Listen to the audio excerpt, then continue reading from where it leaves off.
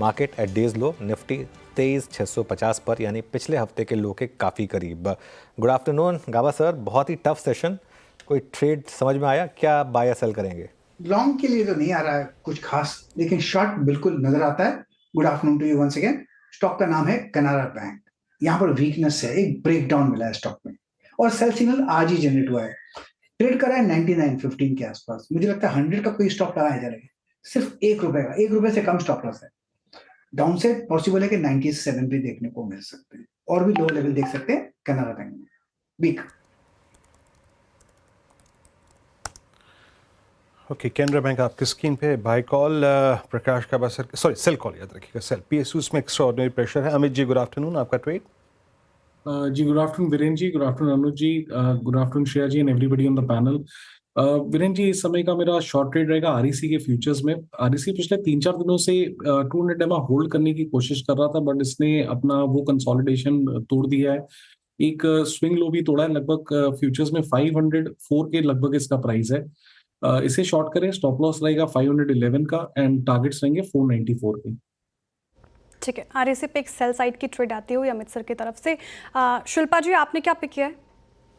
जी, मेरा भी sell side में ट्रेड रहेगा आईसीआईसीआई। आईसीआईसीआई एक लेवल ब्रेक कर रहा है अभी 1820 के नीचे। इसमें और ज्यादा वीकनेस है, जहां पे लेवल्स ऑफ 1760 से लेके 1720 तक आ सकते हैं। तो आप यहाँ पे 1820 के स्टॉप लॉस से सेल कर सकते हैं फॉर टारगेट्स ऑफ 1720। किसी को ऑप्शंस के थ्रू ट्रेड करना है तो एट द मनी 1800 का पुट जो रफली 50 रुपीज में ट्रेड कर रहा है, आप इसमें भी पार्टिसिपेट कर सकते हैं। स्टॉप लॉस इसमें 35 का मेंटेन कीजिए। यहाँ पे अगर व्यू सही जाता है तो आपको ये टूवर्ड्स 75 से लेके 84-90 तक भी ट्रेड करता मिलेगा। ओके, चलिए अब चलते हैं कविता जी के पास। Kavita ji good afternoon. कविता जी, तबीयत ठीक है आपकी? थोड़ा सा मैं देख रहा था, कुछ खांसी लग रही थी आपको, और आपकी ट्रेड क्या होगी? यस, कोल्ड एंड कफ है, बट स्टिल अभी जो मुझे लग रहा है सेलिंग प्रेशर मार्केट में है और बैंक्स जिस तरीके से टूटे हैं वहां पर मुझे लग रहा है एयू बैंक में ऑन आर्ली चार्ट अगर आप देखें तो एक ब्रेकडाउन आता हुआ दिखा है। यहाँ मुझे लगता है एक्सटेंड होना चाहिए 545 542 के प्राइस टारगेट की तरफ। एसएल मेंटेन करना चाहिए 555 का। AU small finance bank sell है और राजेश सतपुते जी का लास्ट ट्रेड अब पिक करते हैं, उसके बाद शरद जी के पास चलेंगे। शरद जी क्या, ये राजेश जी क्या पिक कर रहे हैं आप?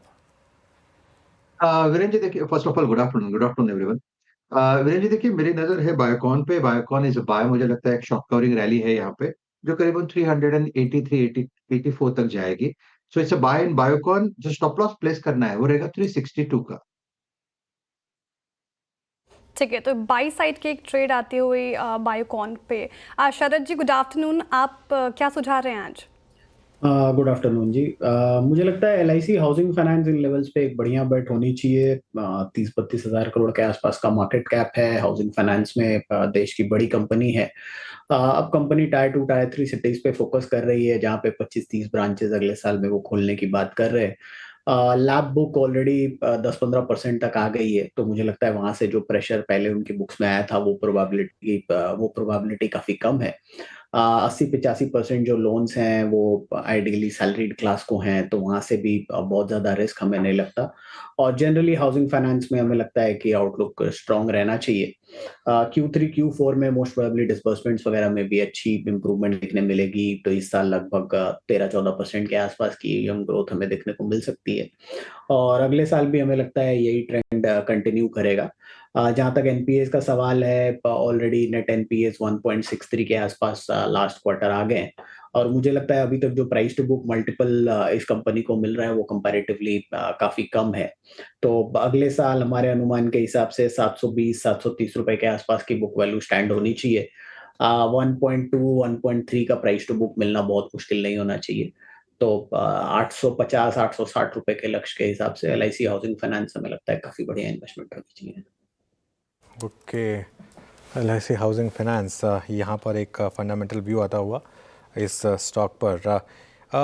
एक बार मार्केट का रुख करते हैं वापस। निफ्टी अब 23,640 के नीचे, ध्यान रखिएगा ये लेवल बहुत इंपॉर्टेंट है क्योंकि पिछले हफ्ते यही 3 दिन तक लो था, और अब अगर इसको आप ब्रेक करने जा रहे हैं तो थोड़ा सा मामला यहाँ पर दिक्कत वाला हो सकता है।